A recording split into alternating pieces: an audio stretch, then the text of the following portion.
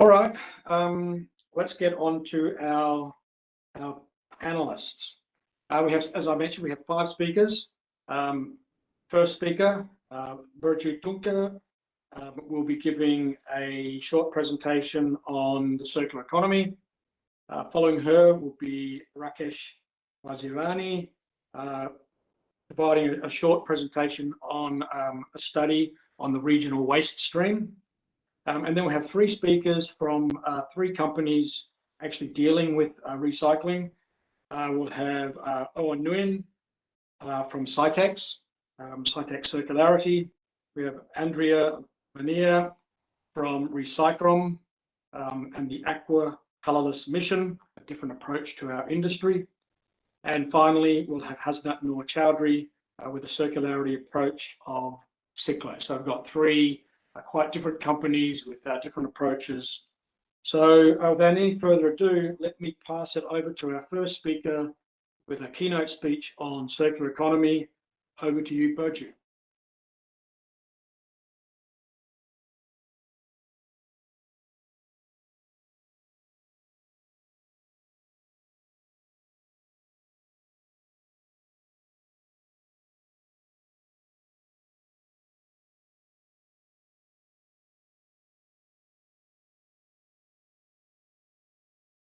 Burcu, are you there? I think now I have the access to my mic. Thank you. Yes, okay, yes. Good. Yep, working. Go Great. ahead.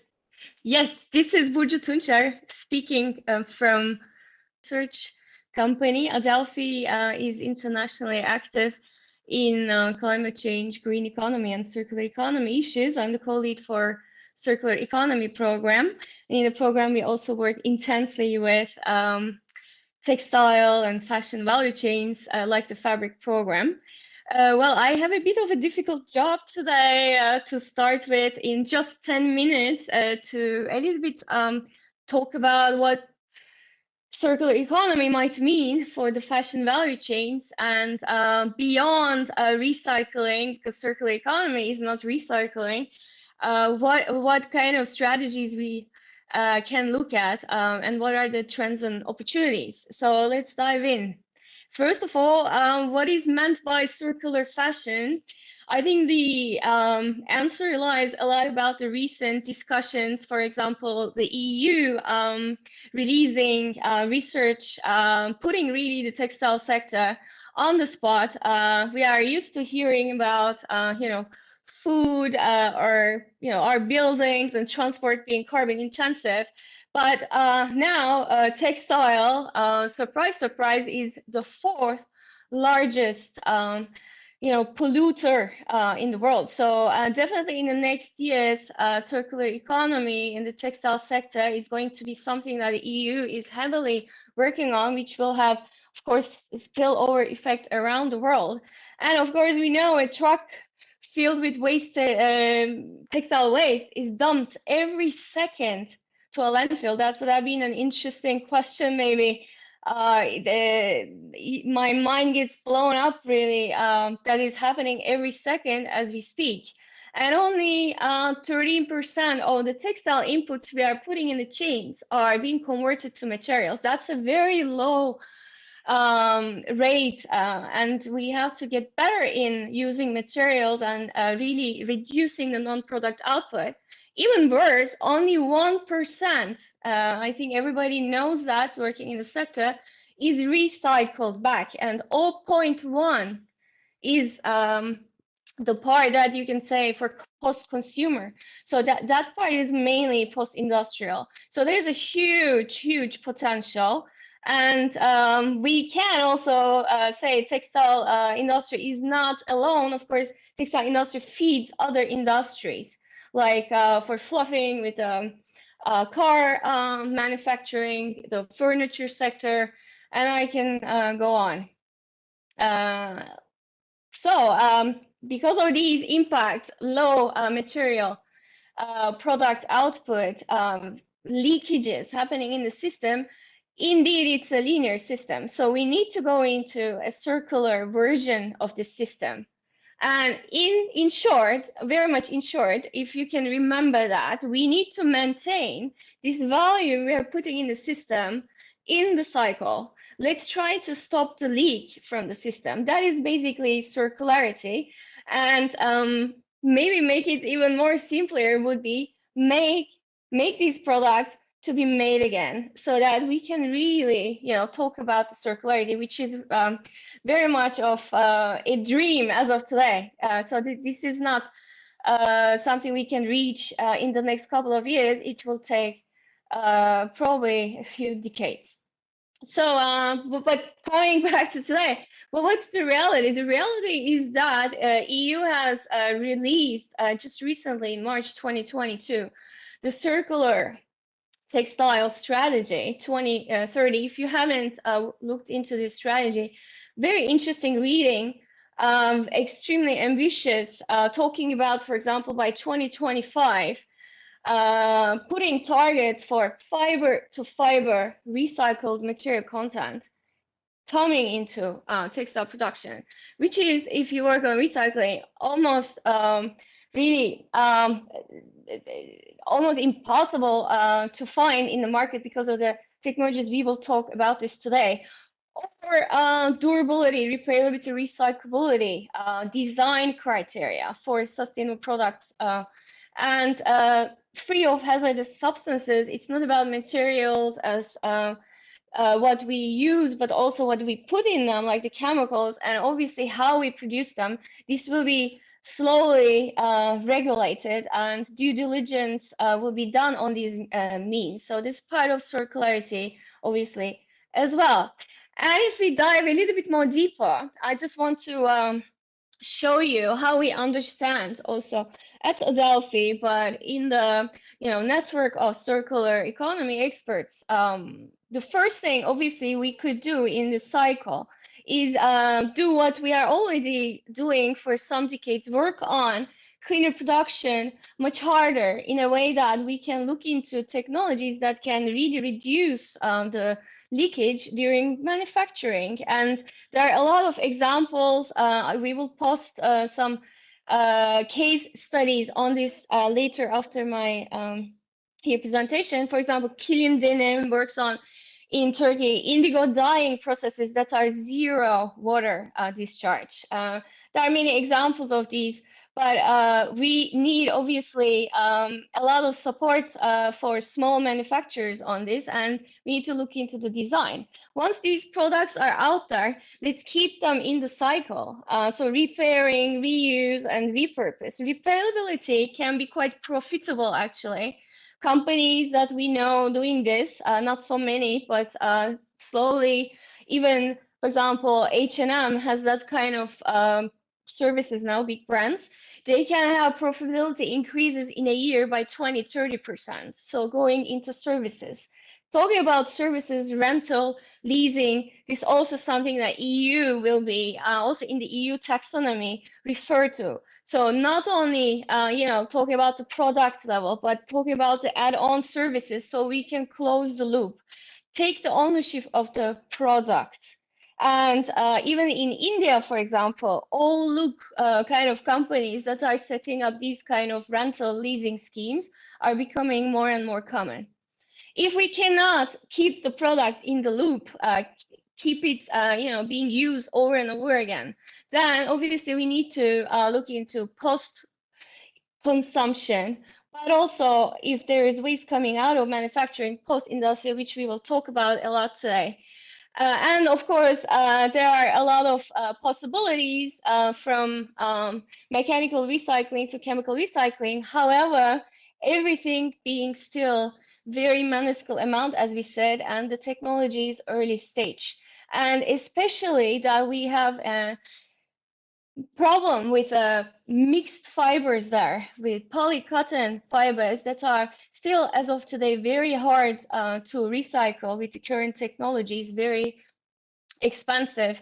So we need the design part coming in there. So design for disassembly, recycling, and of course, again, looking into the synergies with other sectors is extremely important, so that the burden doesn't fall on the producers.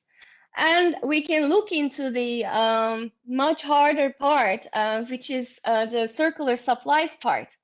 The circular supplies is, of course, about more regenerative type of fibers. So moving away from man-made fibers, maybe even looking into synergies with agriculture sector, like they're using the agriculture waste.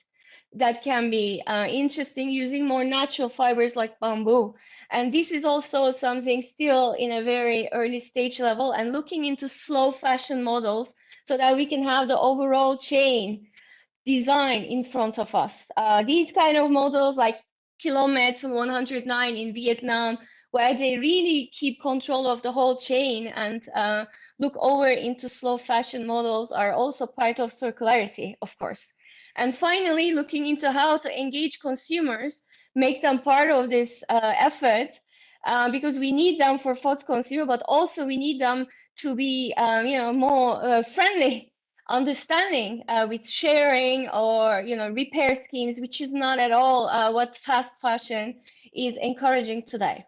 So just to use one more minute, what are the challenges and opportunities in one figure? I try to fit in some aspects.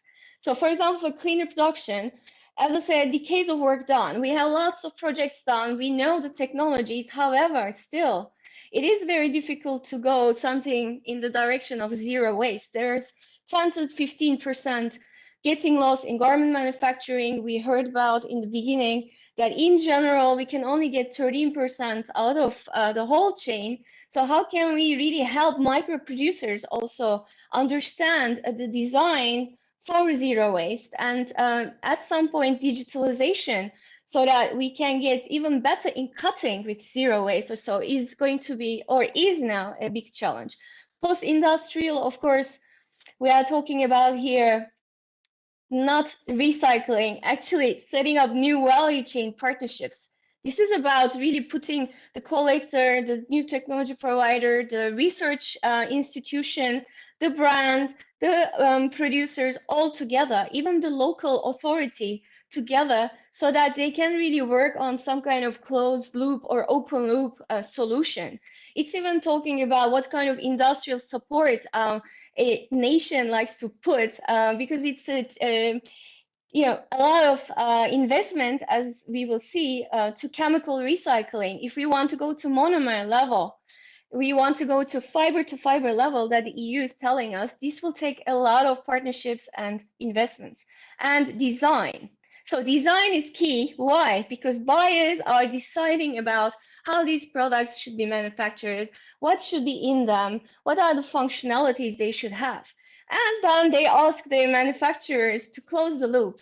This is really switching the accountability to the end of the chain. So we need accountability upstream. Accountability should be shared along the stream. So eco-design laws, take-back schemes, EPR schemes are key.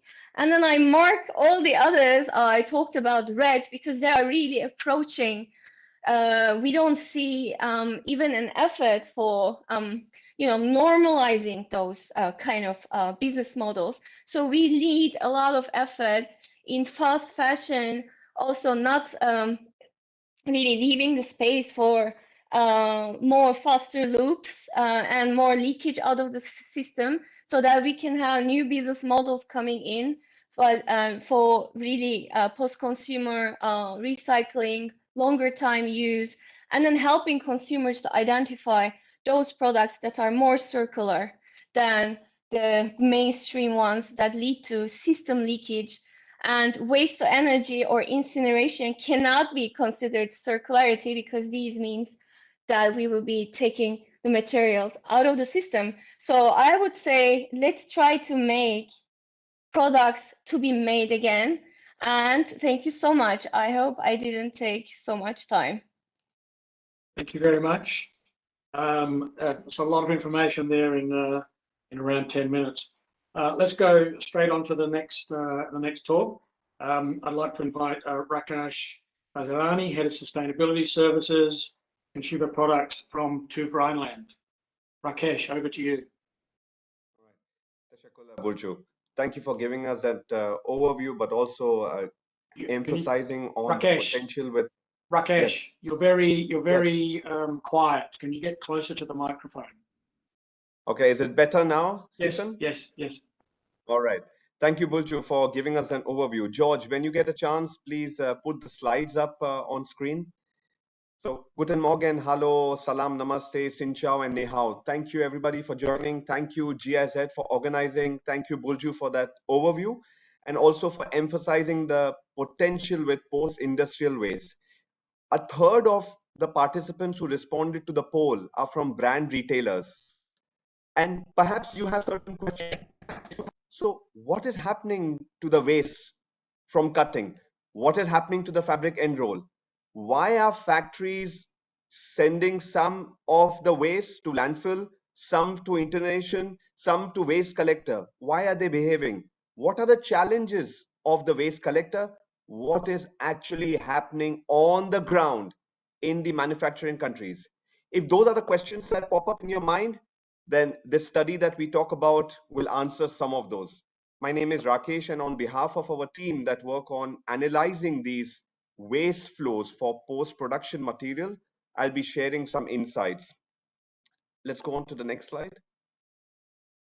So the concept was, there were several questions, and as you know, GIZ, as part of this fabric project, they have a holistic view on looking at resource efficiency, looking at the interaction between chemical, waste, energy, water, and emissions, and how additional resource efficiency measures can be implemented. So along those lines, the focus of this study was to look specifically at cutting waste and fabric end rolls. Let's move ahead. And what you see are the countries where we focused on, yeah? So primarily the idea was to look at Bangladesh, Pakistan, and Vietnam, what's happening there, but also to look how are the laws developing in Cambodia, what has already taken place in China, and how China, one of the world's largest manufacturer for textile products, is handling textile waste. Let's move on, please. So in order to accomplish this, of course, the idea was to first see what is macro level, what is out there, what are we talking about? This is the amount of money we are talking about. This is the formal trade between countries of textile scraps or so-called waste, with Bangladesh being the largest exporter and India being the largest importer. This is only formal trade, yeah? As many of you would know from your visits to these facilities and talking to recyclers, waste handlers, and factories, there's a lot more than that taking place within the country, and perhaps some of it informal too. Let's go on, please.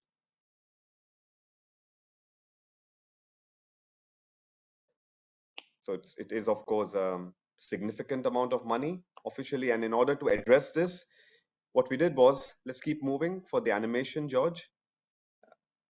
Based on the available resources and budget, there were 140 stakeholders identified, and over 155 days in 5 countries, there was a combination of secondary research in terms of what's out there via academia, via industry association, via government agencies, together with primary research, wherein our colleagues work together with the facilities, with the academia, with the waste collectors, and then with experts pulling in with their insights. Let's click ahead, George. So what you see is an example of a stakeholder map, and let's go a step further then, which indicates to you how this project was executed. Okay, next slide, please. So let's see, what did we find out? There are 100 pages worth of very interesting insights available in a document. It is currently going through a review process. If you are interested, please send in an email to my colleague Fatima Jahan. Her email will pop up in the chat momentarily. But let's talk about Bangladesh. What we observed in Bangladesh, based on interview and based on information from different stakeholders, was the price of the so-called waste at factory level varies. It varies from 4 taka to 30 taka. And that depends on whether, which is about 14 euro cents, yeah? It depends on whether it's going to a waste collector aggregator or is going from the collector to the exporter, because additional steps of sorting are taking place. Again, the material of high value there is cotton. Let's click further, please. And what you see is, via this chart, is what is the percentage of waste we observed was being generated, depending on the type of garment or material. So in general, we can say it's between 15 to 20%. I mean, we hear a lot about marker efficiency and ideal marker efficiency being 7%, 9%. But when we have designs and patterns, it of course change. When you add on to this fabric end rolls, it changes further. And now, as you click further, George, what we will see is how is this waste being handled? So this is based on information provided via the stakeholders, via interviews. So you see a large portion of it is going to waste collector, some of it is going to the boiler for energy, but also sometimes going directly to the recycler. And now, if we look at the example of Pakistan, let's go a step further. What you see is the overall process flow and the steps somehow for taking this waste, sorting it out, and this ending up for recycling is a slightly shorter. In many cases, as you would know, high quality waste is exported, and the so-called low quality waste goes into padding of seats or making carpets or lungis locally. But in terms of percentage terms, what about the waste generated and how it's being handled or disposed of, it was similar to Bangladesh. The price also is about 25 Pakistan rupees or so, which is about 12 euro cents. A lot of it locally, some of it exported. In terms of cotton, what is different for Pakistan, of course, is Pakistan is also a cotton producer. So the demand supply pressures are a little different. And if we look at the next slide with Vietnam, what we see is in Vietnam, there's a comprehensive step involved on how this waste is being segregated, how it goes for local recycling, what's happening for export. Now, we tried something interesting in Vietnam, wherein some of these stakeholders were requested to provide feedback via this digital platform of reverse resources. And what we understood from them is that there was an indication of marker efficiency of 5% in some cases, of 17% in some cases, depending on the type of fabric. Yeah, if it is design and pattern, then overall the waste generated was higher. But there were also some aspects which have to be looked a little closer. For example, participants indicated the highest material of the waste was cotton, whereas when you look at the overall material use in Vietnam, it is more synthetic. Yeah, so those are aspects that have to be looked at further, and for that there were also on-site interviews. In this case, again, the price for that waste can go up to 21 or 25 euro cents. Yeah? But that gave us an idea on how the laws are developing and how today textile waste goes into this bucket of non-hazardous waste. Again, for additional details on local country level behavior of handling waste, there's a report. Send in an email to my colleague Fatima Jahan. She'll be happy to share the report for your review. And let's look on the next slide quickly with Cambodia and China. What we observe in Cambodia is that while there's no specific policy and law to support this topic of textile waste, there is, of course, this need of additional knowledge and increasing awareness for the industry there so that they be able to understand what kind of technology should come into the country.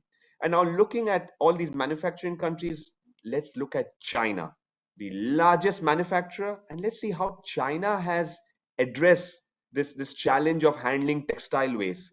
So the interesting part is laws to handle textile waste and emphasize on recycling already matured by 2017.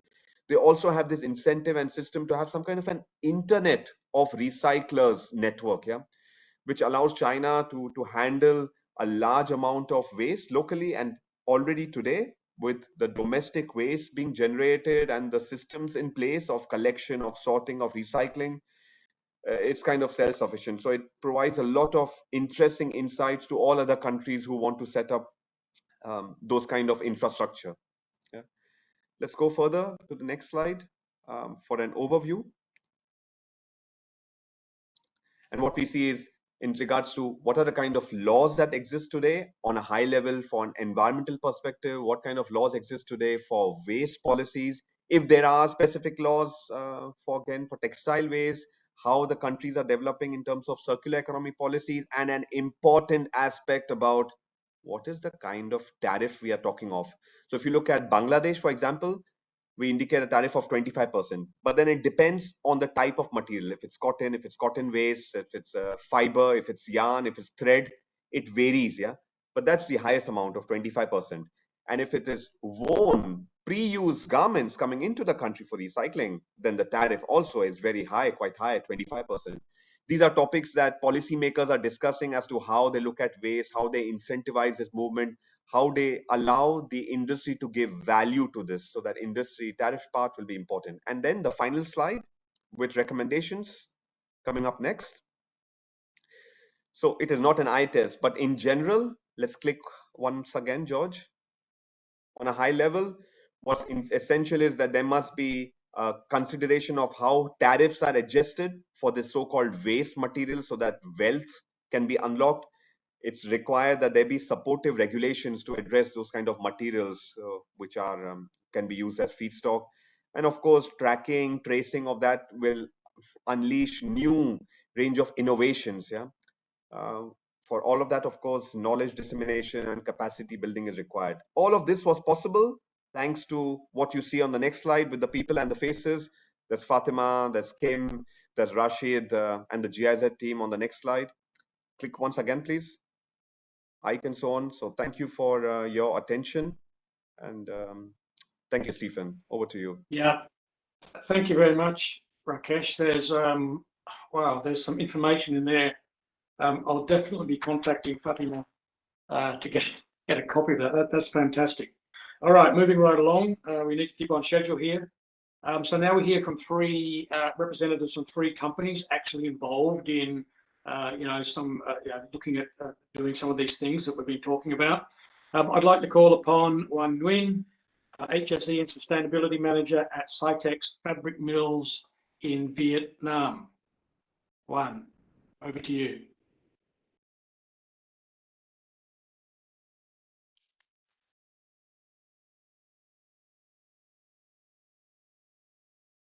Hello, everyone. Yes. I would like to share my... Yeah. Is it clear? Hello, everyone. I am Wan Nguyen and handle health, safety, environment, certification, and sustainability management for the whole Site International Group in Vietnam. I have 17 years experience in the garment industry, and also I graduated with a health, safety, environment master degree. Today, I am very happy to present with you all about my great company. Scitex has been recognized as the most sustainable denim manufacturer by Bombay and often gets featured in media as a sourcing journal, spin-off, fashionista, and so on. And we know that the fashion industry is broken. The global apparel market is an over $3 trillion USD industry, yet it is notorious for being inefficient, wasteful, polluting, unsuitable. Customers demand that their brand provide affordable, sustainable products with fair design, green update, deliver fast and flexibly.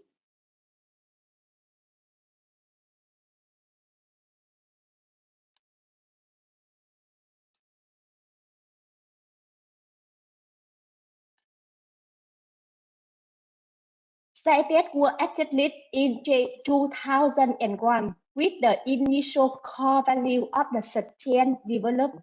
In 2010, Scitex shifted its focus to the concept of circular economy, and since 2019, had much more change to become a circular economy company. Scitex is a tool that has been given to us for the purpose. Our business model has been built from day one with a philosophy to do the right thing. Are driven by conscience and guided by moral compass that guide us every day. in our quest to build a world-class responsible organization. Our value to be a force for change. In order to grow and inspire the textile industry to progress, three main pillars are people, planet, innovation. With people, we believe business must be a force for good and be able to make a positive impact on people's lives. Fundamentally, we believe in constantly involvement, searching for ways to reduce our impact on the environment. With innovation, we believe in harnessing the power of today, innovation to build the world of tomorrow. Scitex is Blue Side, GOTS, GIZ, OCOTAT, ISO 14001, SA 8000, Fairtrade, B Corp, Radar to Radar certified, and so on. B Corp being certified isn't a destination, but a beginning of a long journey of commitment, innovation, and reflection. We are honored and grateful to be recognized as the best for the world 2022 in the environment category by B Corp. This award could not be possible without our associates who every day contribute to a better day for our planet. So big and one thank you. Scitex is one of the most sustainable large-scale denim garment products. Foreign partners include Everland, J.Crew, Maxwell, CK, Polo, Ariat, and IKEA, and so on.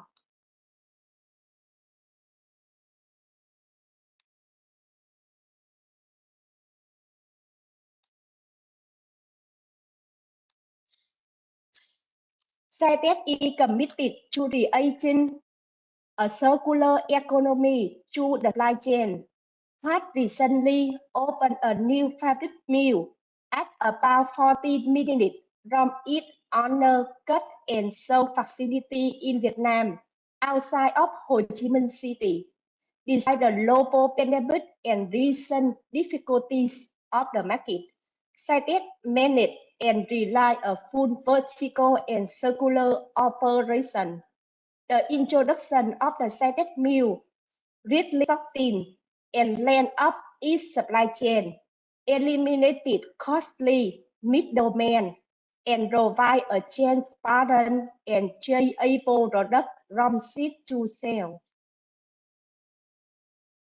The new mill will produce 2 million yards of fabric per month and 750 tons of yarn per month, and is employing 630 people, expected to be 1,000 when it works at the full capacity. It also plans to reserve 20% of its job to people with disabilities. The Scitex mill was constructed with a roof that reflects sunlight, installed natural ventilation, use material that adhere to LEED Gold certified specifications. Its solar panel system consists of the nearly 15,000 panels with 3 to 4 megawatt capacity, which was to over 2,000 tons CO2 reduction yearly. Energy is diverse from industrial sludge, which is used to generate 40% of the facility's steam power. Rainwater is collected from industrial park. Rainwater is collected for use in loosening factory toilets, irrigation, and the sprinkler system. Within the mill compound, a hydroponic farming system and organic farming fields, which occupy 40% of the bay. Furthermore, 6,000 trees were sown in the industrial park, and 50 hectares of mango were planted in the country to offset carbon emission, helping to rotate the Scitex mill towards carbon neutrality by 2025.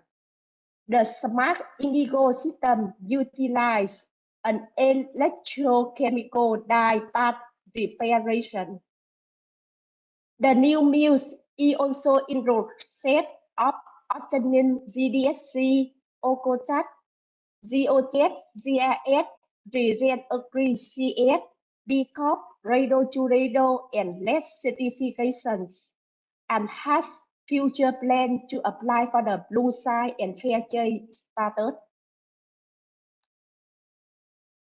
The only B Corp certified apparel manufacturer in Asia, Scitex operates for the 4 facilities, employing over 2,800 workers and production million garments per year for the customer. We are some example for sustainable development that we are working on. Scitex is the world's first and only denim factory that is blue side approval. 100% of the heat comes from steam generator that use biomass material. The garments are then air-dried in an aerial drying system. Scitex is a zero-discharge factory. We will recycle 98% of used water. The other 2% is evaporated. At the Scitex farm, follow the same principle, meaning there is no concept of waste. We use waste material from one process to use as a food product for others. We are proud and honored to set another encouraging milestone, a 96 over 100 score for our HSEM verification in 2021, a significant jump from last year. With score, we have reached an all-time high in Vietnam and globally.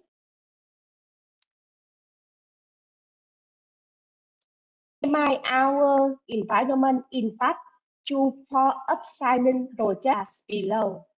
Recut environment, create job and equal opportunity for people with different ability. With equal employment opportunity by training them and provide them with a stable income. But by upcycle as fabric, recut product minimize their impact on planet. Recut won a Reuters Diversity and Inclusion Leader 2021 award.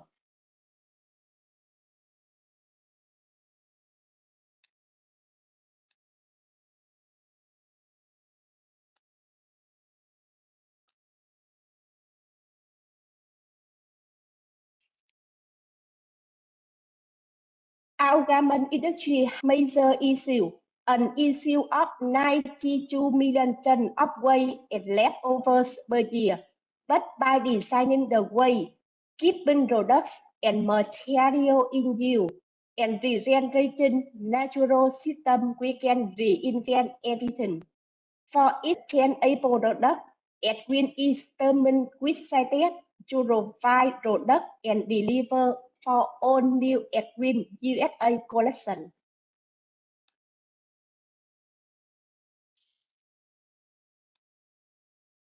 Scitex got onto the bus around circular and is trying to take more responsibility for the product it creates after they have outlined their initial purpose.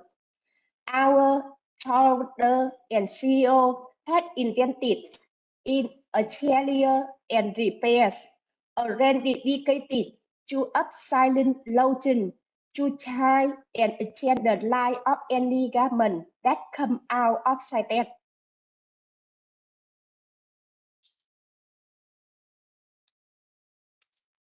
Recut production mainly come from re-customer and post-customer waste. Scitex founder also set up a factory in Thailand Constellapop that building tile from the textile waste that can deal in the furniture and clothing. Unlike some comparable products, the tile emit using a binder that has hardly and petroleum-based product in, keeping the environment impact at the minimum. Together with Scitex Nam, Scitex USA, a denim garment manufacturer recently opened Los Angeles, Scitex Mill and Stellan Loop. The organization completed its version of the vertical operation that also load to load of the apparel waste, furthering the circular economy.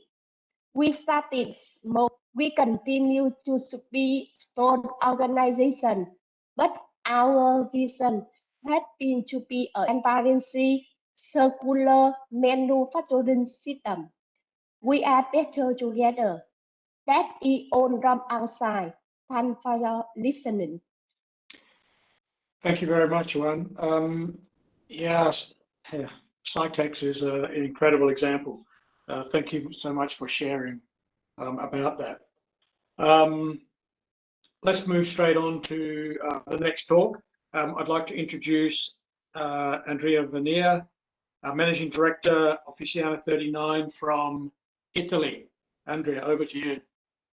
Thank you very much. Hello, everybody. Thanks, GIZ, to organize this seminar, to invite us. So I ask George to start with our presentation, please. Okay, so we are Officina 39. We are a chemical company born 30 years ago.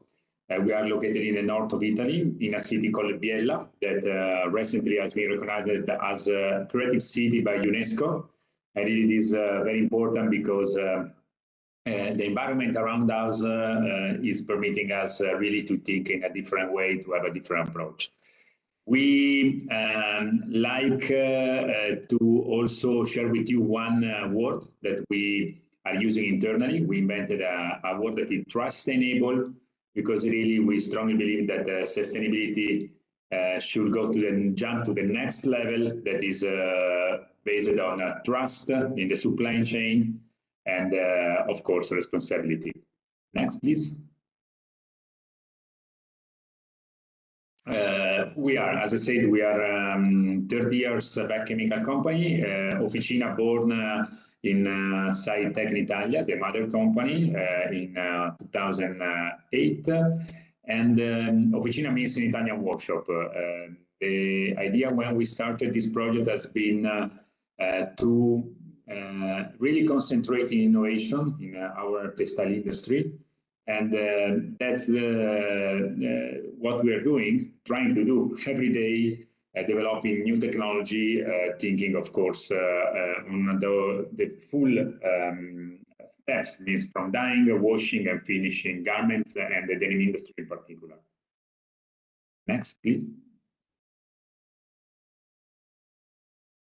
Yes, as I said, we are here in this city, in Biella. Biella has been really famous in the past as one of the most important textile hubs in Europe, mainly linked to the wool. Some important brands born in our city and still are here. Unfortunately, you know, the crisis in Europe of the textile changed a lot the business model. And as always, any crisis is also pushing companies to find and to work in a different business model. So the challenging, pushing you to think out of the box. And in general, here the recycling operation born during last years, different initiative around the recycling operations. And as said, also is becoming important hub for the creativity that, of course, is required when you have to make innovation linked to the textile business. Next one, please.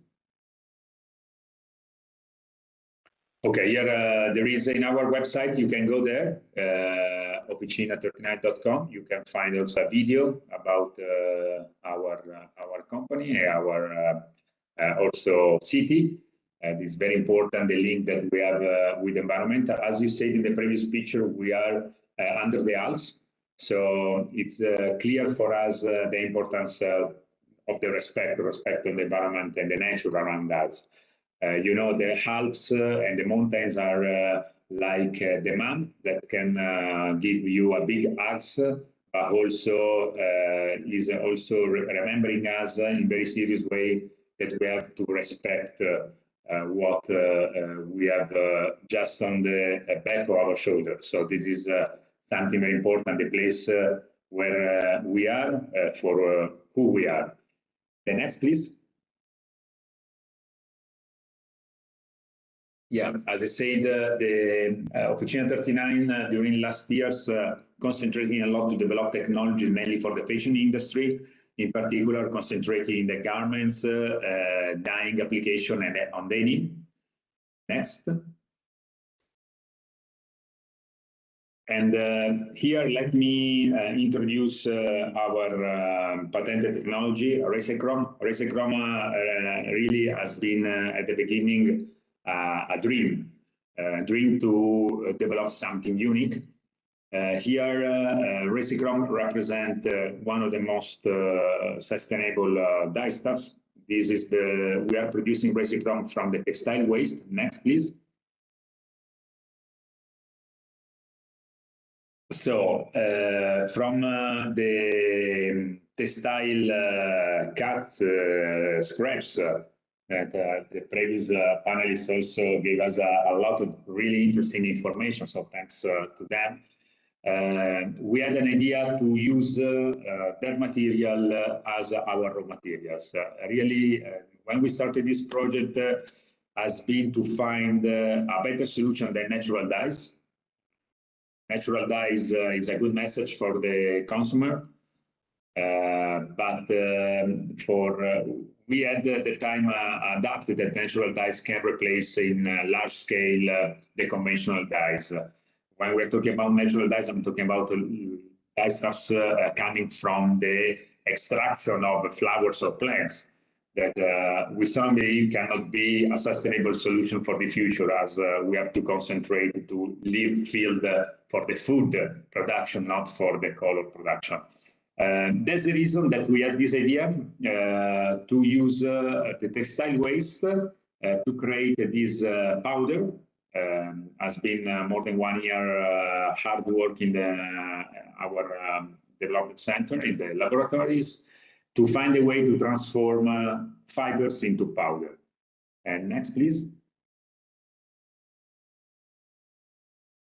So what we are doing has been, we are collecting the textile waste, can be from pre or for consumer. In this moment, mainly we are working in the pre-consumer, so coming from the industry. We are our technology is part of Fashion for Good platform, and we are collaborating also with Revel Resources. What we are doing, we are receiving the textile waste, next please, and through the technology that we developed, that were patented, we are now able to transform 1 kilo of textile waste in practically 1 kilo of powder. We can say 1 to 1. Of course, we have some 3 to 4% of wastage during the production, but let's say to make easy 1 to 1 from textile waste into this powder. We are not extracting any color from the materials, from our raw material that is becoming, in our case, is the textile scraps, textile waste, but we are transforming the physical form from fiber to powder. This is what we patented because, as you know, fibers under any cutting forces is stretching. And so we had to find a way to avoid this and to create a powder. We are able to transform any cellulosic fibers into this powder. And then we are using this powder, next please, as a pigment. Pigment is the most useful explanation. So we are able to use Resecron to replace pigment in dyeing, in printing, and in coating application. And the good advantage is that we can use this not only on cotton, but also in general in any natural fibers, including wool, silk, and in polyamide, in nylon. For the dyeing. For the printing, we can also use on polyester. Just we have to check the fastness before the application, so before the bulk application. Next one. Here is just an idea of color cards, is a reference color card, what we can obtain. I say to you that we can replace pigment because pigment is the most useful example to compare with Resecron in terms of final look, in terms of the result we can obtain. One of the limits of the technology, because it's very important also to explain in very transparent way the limits of any new technology. We cannot just say what is the good things, but also we have to explain in very transparent way the limits. The limits in our cases are the very dark colors. So from black, we are able to obtain dark gray, what we are calling carbon. We are not able to obtain the real black. This is something like pigment in the industry. Who is working with pigment knows that. So that's the reason pigment is a good comparison. And here we are working, we had also to develop a different system to develop the color card, because as I said, this is just a reference color card, because as you can understand, we are working with textile waste. So the consistency of the raw material we are using is different than the synthetic dye. So we don't have at the end really a consistency on the colors that we are reprocessing, that we are upcycling from textile waste into Resecron. So that's the reason that we developed a different system where we are working on the target color of the brands. Here, in fact, we are asking the brands to provide us the Pantone number or the reference card, color card. And then what we are doing, we are developing the color according to the target. This is at the end what the spinning mills are doing when they are producing the regenerating yarn. So they are mixing different textile waste colored to get then the target color. We are doing something similar, mixing different powder to get the target color. Once that's the reason that really is important for us to work very close to the brand and the vendor. Brand usually is sending us the target color. We are developing in our R&D center here in Italy the master color, what we are calling master color. And then that master color is becoming for us the most important starting points for the future production. It means that any new production that we are running will check to spectrophotometer system the delta, the difference between the master color and the new color that we produce in production, and we are adjusting the shade, adding the right powder to match with the target colors. This is how it's working, and as I explained, is the most similar example to explain the system that we are following is the same system that the spinning mills doing regenerating yarn following. Next one, please. So already I said we can use and apply Resecron on cotton, viscose, Textile. We did a lot of job with Textile on this, many projects, and really working very well. And polyamide, so natural fibers in general and blends can work for the dyeing application. And printing also we can add polyester checking the fastness. Next one, please. Application can be in dyeing, system, dipping, spray, screen printing, and coating. We are finalizing the coating application right now. Next one. As I say, the pigment is our reference. In this case, we can say that in general, the fastness are better in terms of washing fastness and the wrapping fastness. There is only one fastness that, depending not from the technology, but from the textile waste, so from our raw materials, that is the light fastness. You know, light fastness depending from the molecular dyestuffs. In our cases, that's the reason that it's very important that the textile waste that we are using has been dyed originally, so the original fabric has been dyed with the good life hardness dye stuffs. That's the reason that we are working with Reverse Resources to find a way to get more information and create a system to get information about the dye stuffs used on the original fabrics. So this will permit us to select at the origin just those textile waste dyed originally with good life hardness dye stuffs. Next one. So here, independent university, Textile University here in Italy, assessed the Resicron and by LCA. We don't know if we can call it wonder dye stuff for sure. Here you can see a result of the assessment. And in bluish, you can see our recycled dyes, so Resicron, and in orange, you can see reactive dyes. And standardized reactive dyes impact at 100, and you can see how much less comparative dyes Resicron have the impact in all the factors. In particular, there is one factor really interesting, that is the eutrophication of the water, aquatic eutrophication, where Resicron is giving negative impact. That means a credit in footprint for the brands using Resicron. So this is very important, you know, now for the also for the environmental balance that the companies, the brands are doing, most of them. So really using Resicron can give a credit of footprint thanks to the negative impact in the aquatic eutrophication.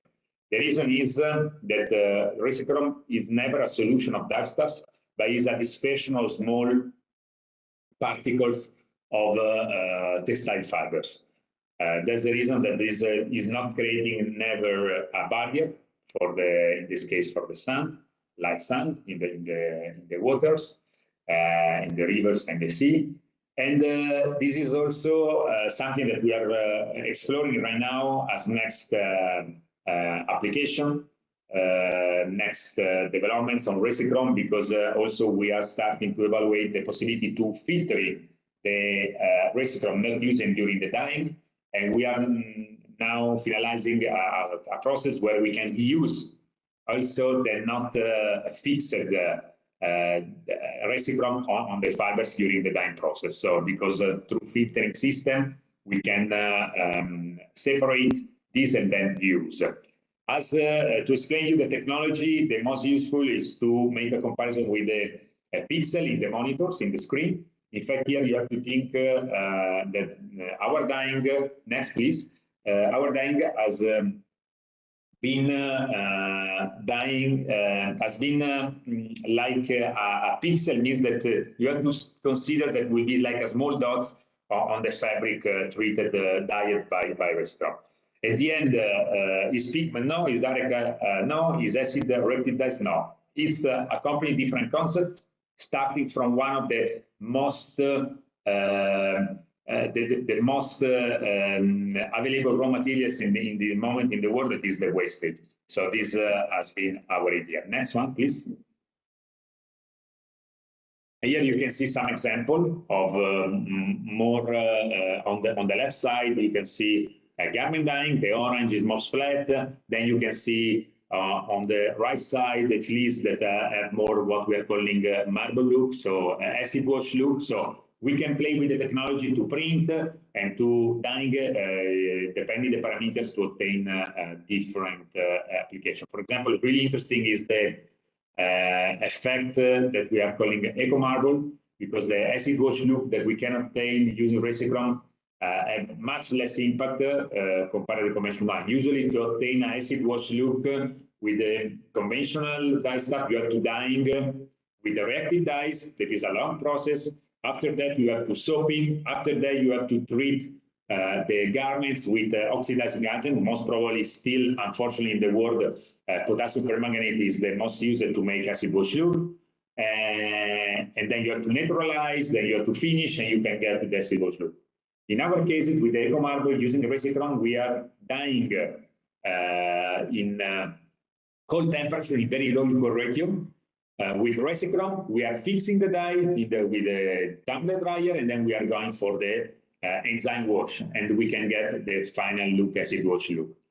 You can understand that there is cutting time, cutting resources that we need to obtain the effect, cutting other chemicals, and really is an example where the new technologies can give better results and neutral costs, or maybe also now with the energy cost is going up crazily everywhere, maybe also we can consider the eco-marble look, so the acid wash look made by Resichrome cheapest than the conventional one.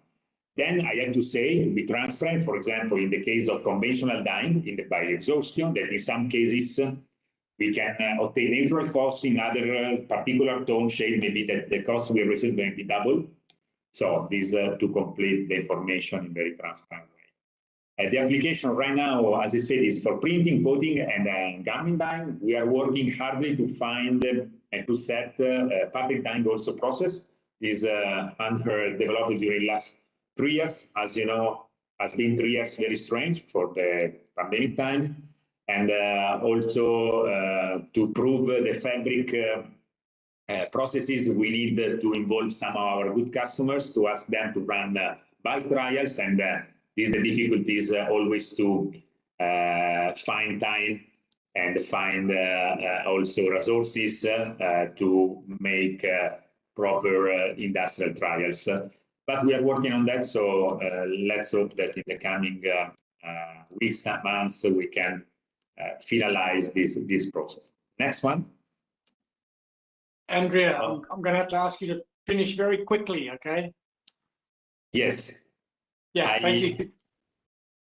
Yeah, just to quickly, I would like just to show you, go to the next, should be, if I remember well. Okay, just very quickly, I'm going to give you some information. As a company, just I'm sharing with you our experience. We are sailing under the Alps, so near the mountain, in environment with the nature near us. So really, we can understand what this means to respect what we have around us. Also, our city is becoming creative city. There is a very important foundation here. The name is Pistoletto Foundation, Città dell'Arte, where many artists are coming here during the year. And this artist is really having a different approach. He's a living artist that is working a concept that is the third paradise, where he's saying that we have to find a new balance between the opposite, means nature and artifice. We have to find the third paradise, the new balance.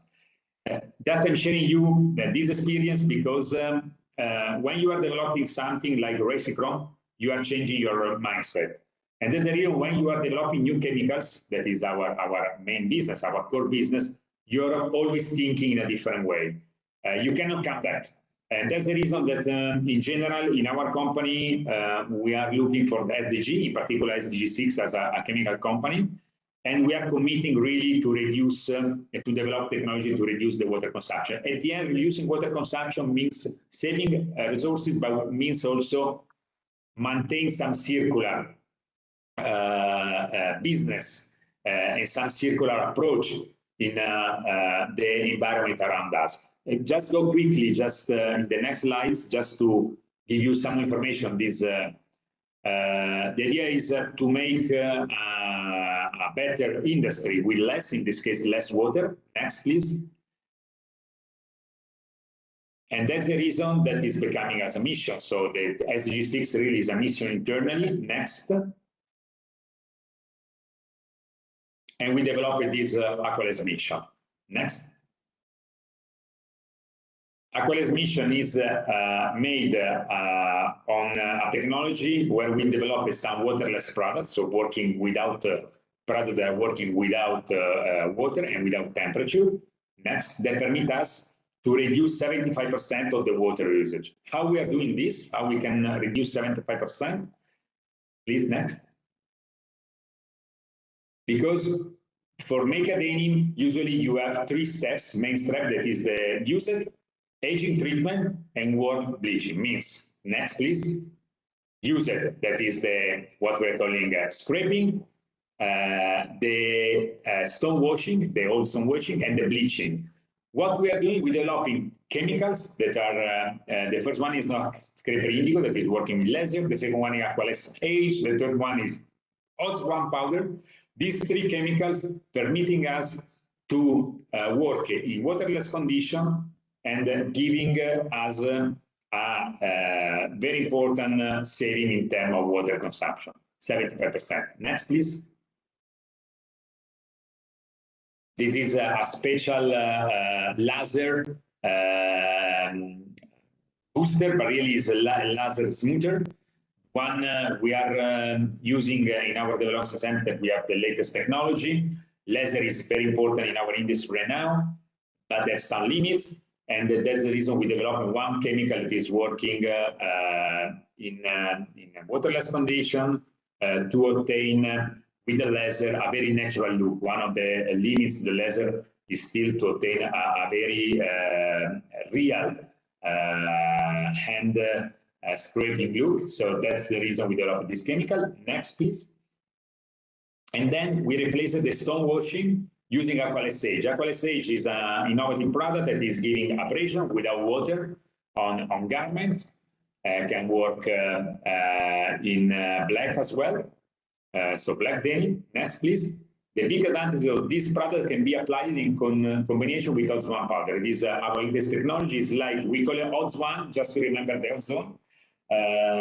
Some companies dispose of ozone machinery, other one no. So the idea was to offer to our customer not have the ozone machinery, to have something that can replace the conventional bleaching without water, and so to offer to the brands a better solution than chlorine and potassium permanganate. So this is a product that is working inside the conventional machine without temperature, without water, and this like a dry oxidizing agent, like ozone, that we are putting inside the machinery, the conventional machinery, to obtain acid wash look. Next, please. Andrea, we're really running out of time here. Sorry? We're really running out of time here, Andrea. Yes, I finished it. Very, Just very go soon. to the last, please. Yeah. Here you can see the comparison, how we are cutting from 52 liters to 12 liters. So thanks. This was just quickly to explain you the approach that can be also a different approach when you are working in circularity. Thank you. Thanks, Andrea. Yeah, that's really interesting. It's great to hear these sort of technological innovations. For our final speaker today, Hasnat Noor Chowdhury, General Manager, Business Development, Ciclo Recycled Cotton from Bangladesh. Hasnat, over to you. Hi, good morning, good afternoon, good evening, wherever you are. Stephen, can you hear me? Am I clear? Yes, perfect. Thank you. Right. I think this is fantastic. What's this webinar, this arrangement that you've done. And it's great to be part of this discussion. A couple of very interesting points from Rakesh and Buchu earlier in their presentations, and very good to see Scitex and Recyclum's presentation as well. So I'll just get straight into it. I'm just going to share my screen. I hope everybody can see it.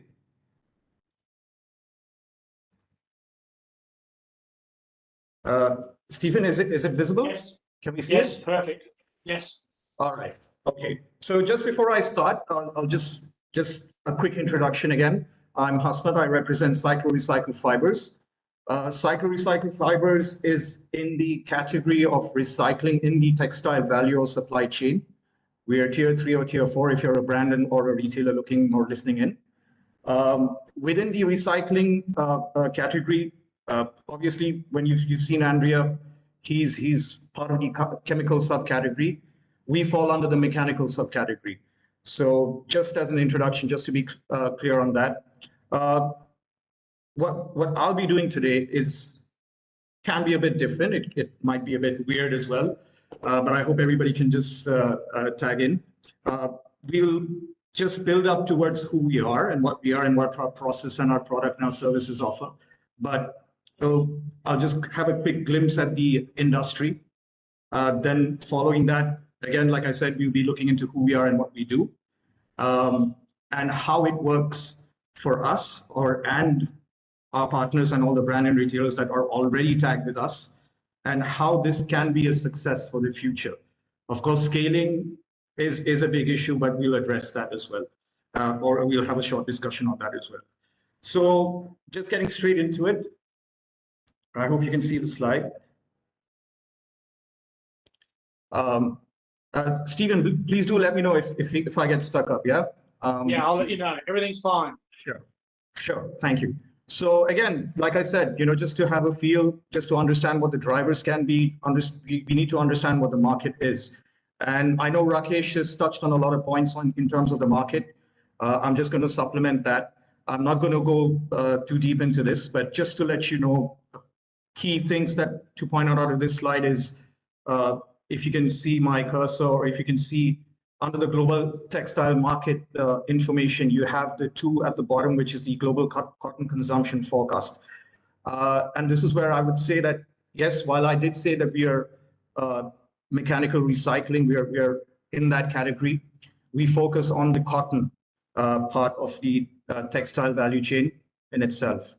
So knowing that this is the global, and this is the global picture, and of course, my references are at the bottom. Knowing that this is the global picture, we are basing ourselves out of Bangladesh, and I'll come on to that a lot later in the slides, where we are specifically located in terms of our manufacturing or our supply units. So out of Bangladesh, we could say that Bangladesh largely bases itself out of on cotton exports. It's probably the second or the third largest in the world after China. It's us and Vietnam, or Bangladesh and Vietnam, that's in loggerheads for second and third. Considering this industrial market or market information, again, an assumptuous information or analysis on the possible impacts.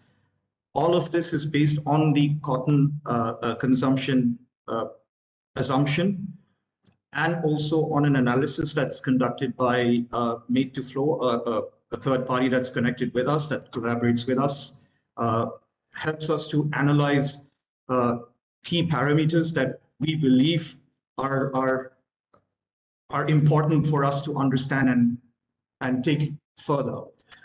The 5 that we've highlighted here are the CO2 emissions, water usage, energy consumption, land used, and the dyes and chemicals.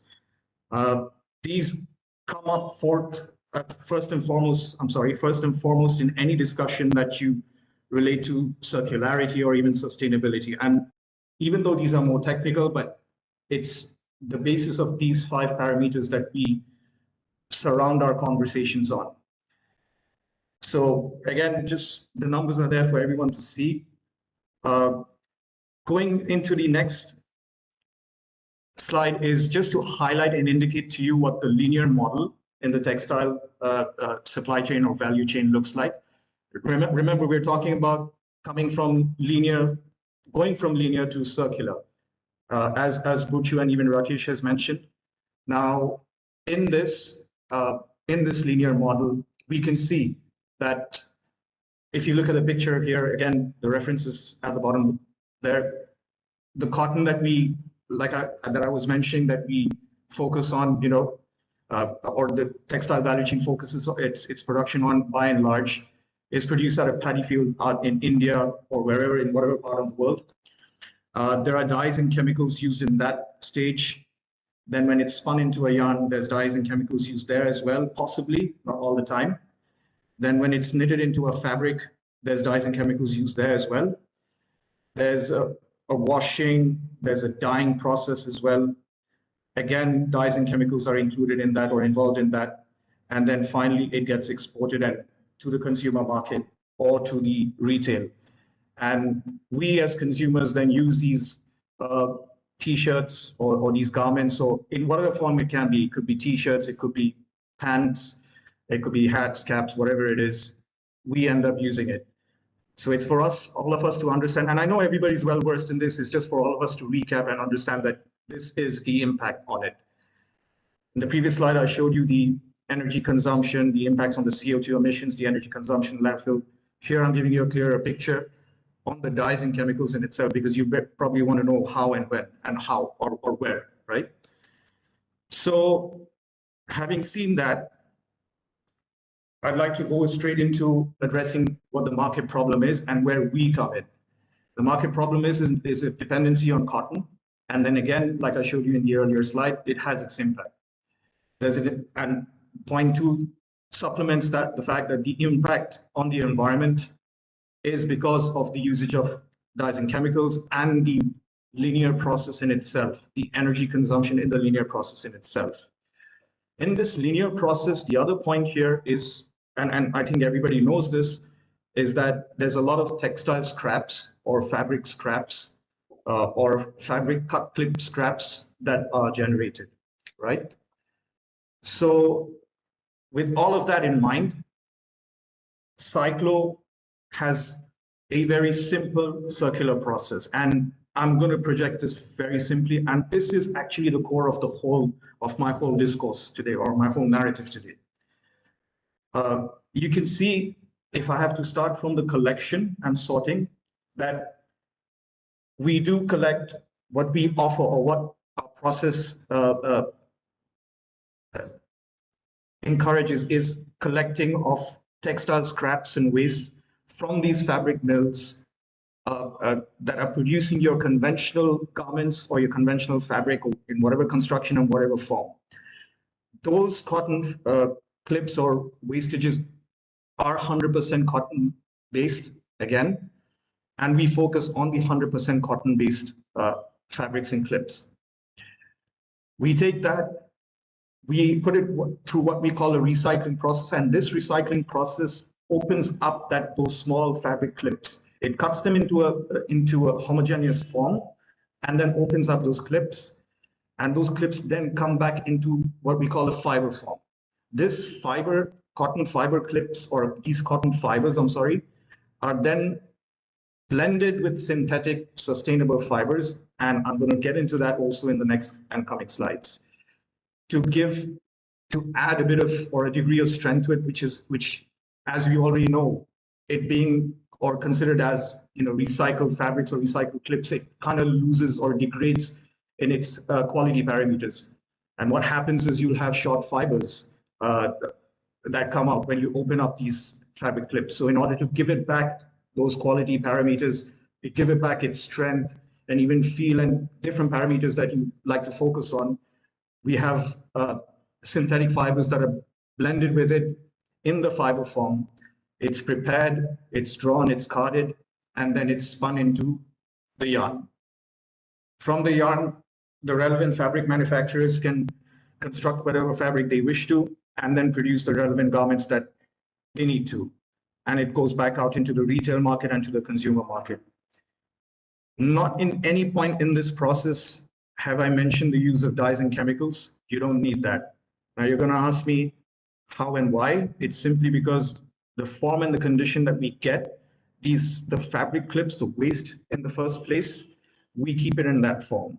If it's a blue fabric clip, we use that blue fabric clip and bring it back into the yarn form. Yes, there's a bit of blend, and within the blending, it has a bit of a melange effect, but we'll get into that eventually. And I'll show you a couple of examples which will help you to understand even more. Couple of things to highlight here is in the collection and the sorting of these clips. It has three modalities, and I will come into that as I discuss what we call, or a special project that we're doing, which is called Close the Loop. But just to go through the rest of the process, just to highlight certain things within the process, we have collaborations with institutes who produce the sustainable fibers. Like I said and mentioned earlier, we are blending the cotton fibers with sustainable fibers. The sustainable fibers that we're blending it with, we are ensuring that these institutes that we're getting it or sourcing it from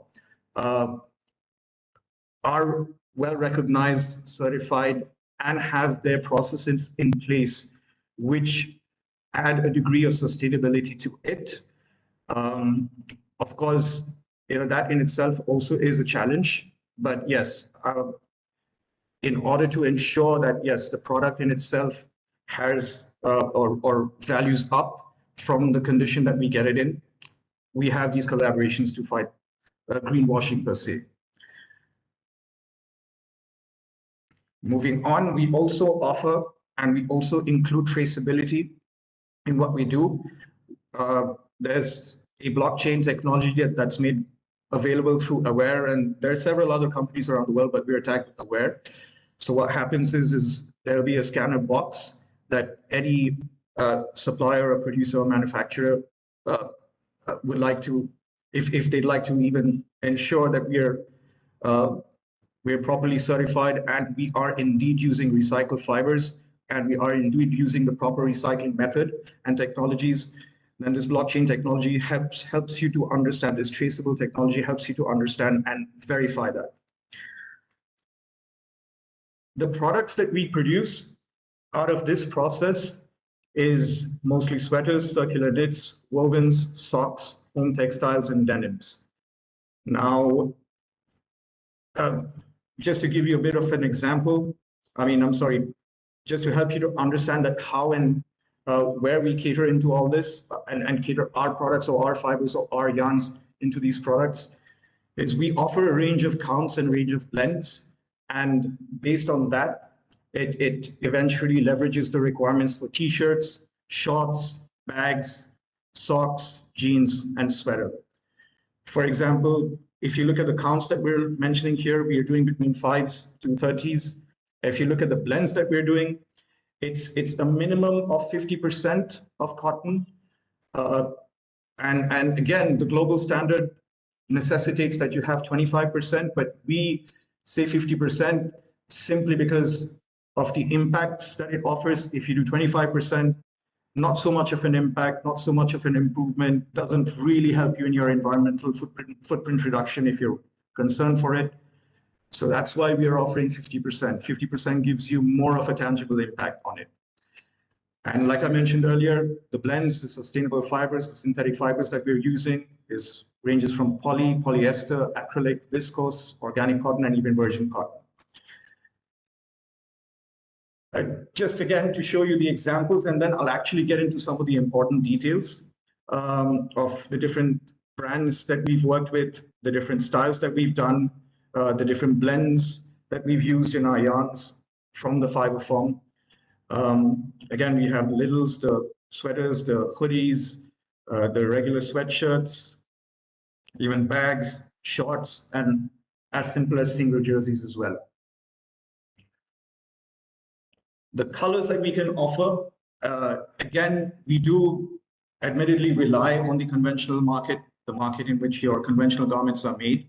Of course, the colors are reliant on that.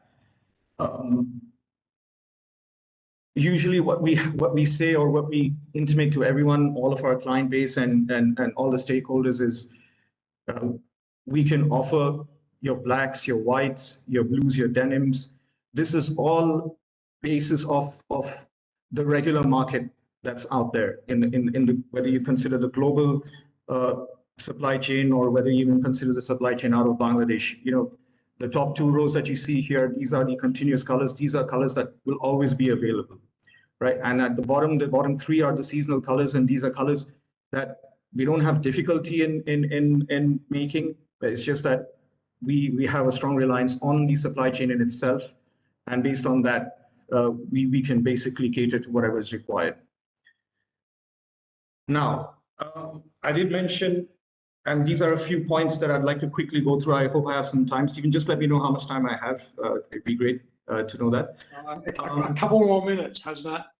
Okay, sure. I'll just be very, very quick. But this is the important part. This is the part, and I think it was mentioned earlier that where are the wastes going to, right? And when you talk about waste, in our case, we're focusing mostly on the fabric cut clips or the jute, as we say in local market. So the waste can be catered to through 3 different models. The first model is the open market, and that everybody knows. I mean, if you're well versed in this industry, you know about that. The second market is through a platform such as Reverse Resources, who's helping us to organize and track and to be able to trace where these different wastes are in. The third model is we work directly with the brands and the factories themselves, as we're indicating here. And we work on these special projects, and we collect fabric clips directly from the fabric mills, bring it back into yarn form as per the requirement, send it back to the same fabric mills, and then they make or construct the relevant fabric and the relevant garment that they require. Just to give you an indication of who we've worked with, we've tagged ourselves with H&M, Bestseller, Primark, Stanley Stella, Cariban, and we've done upwards of 200 tons. It's a very small figure, but it's just to encourage everyone that yes, this is possible, and we are already doing it. We've been doing it for the last 2 or 3 years. This year, 2022, we hope to ramp up even further to about, let's just say about 1,000 tons, and we hope to get there soon enough. Now, in the whole process, and through the different modalities of our own supply chain, and with us opening up all the fabrics and catering to whatever relevant garments we would like to cater to out there in the consumer and the retail market, our process offers savings that you can see on your screen. Through our process, we're not using, again, dyes and chemicals, which means we're not using an excess of water. The energy consumption is considerably lower. Of course, you know that we assume that the waste goes into landfill, but in today's world, I believe that the mechanical recycling industry has scaled up really nicely. So there's a lot of options out there worldwide in Asia.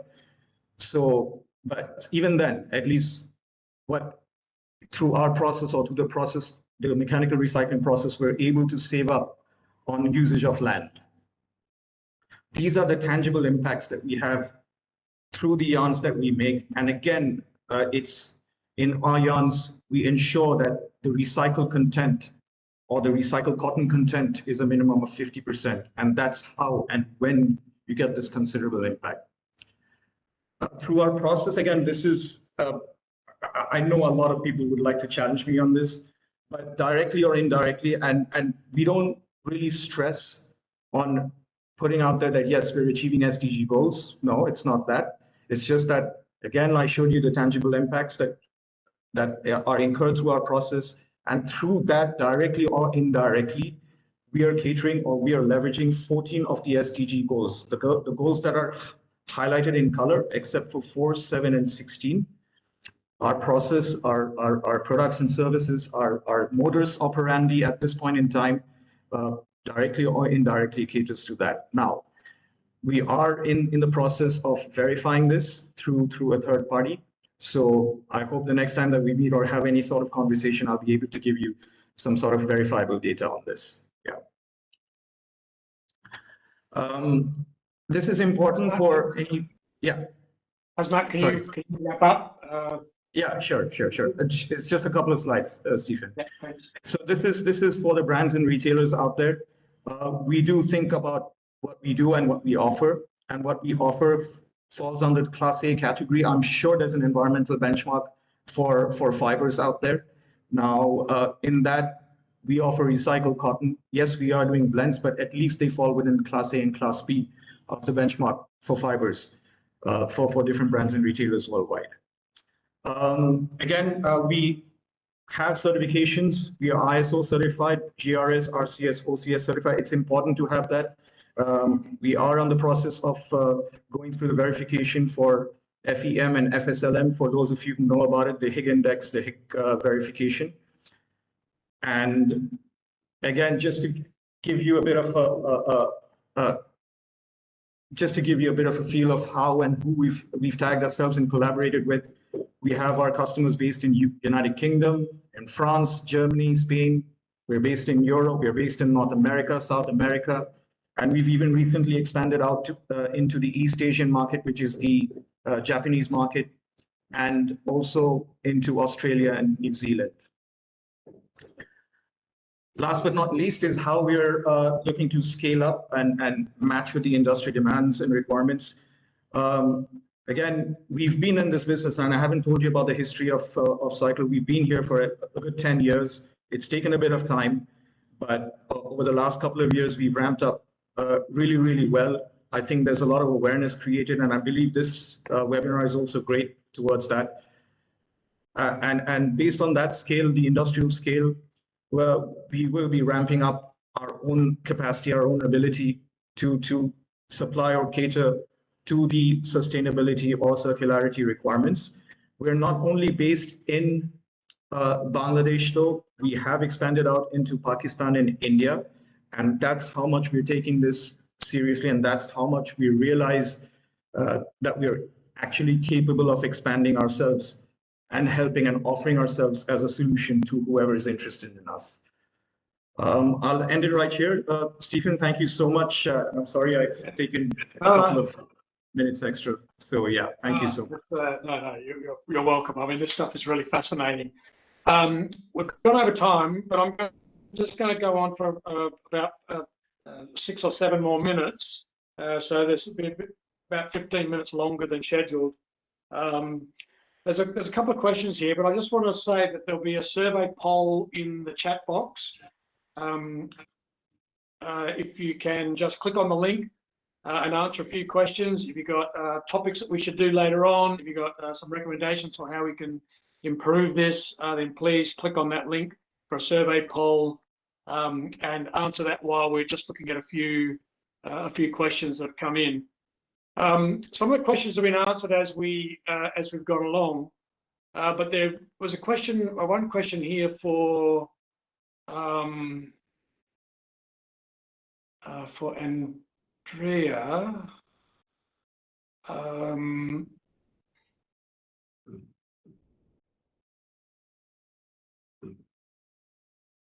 Okay. Can Recycrom now, Andrea? Can you please keep your answer very short? We've got a few questions here, and I want to get through all of them. So, can Recycrom? Oh, for God's sake.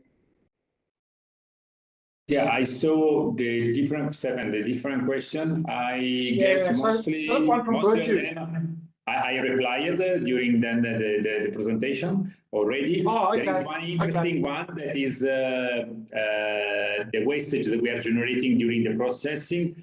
As I said, our technology is working to transform physical form from fiber to powder.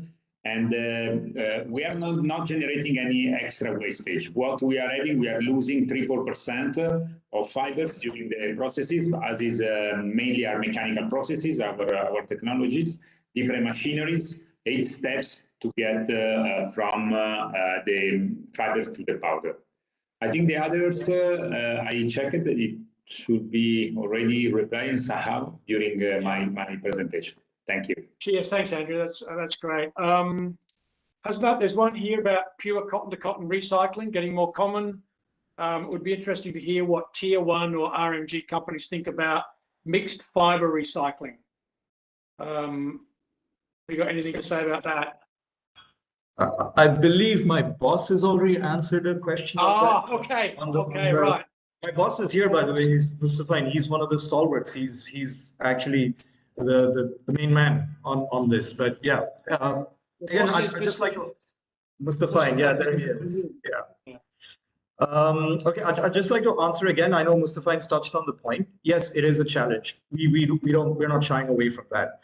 But on the wholesome, at least you've got to offer something, right, to bring it back into life, whether it's 1 cycle or 2 cycles, right?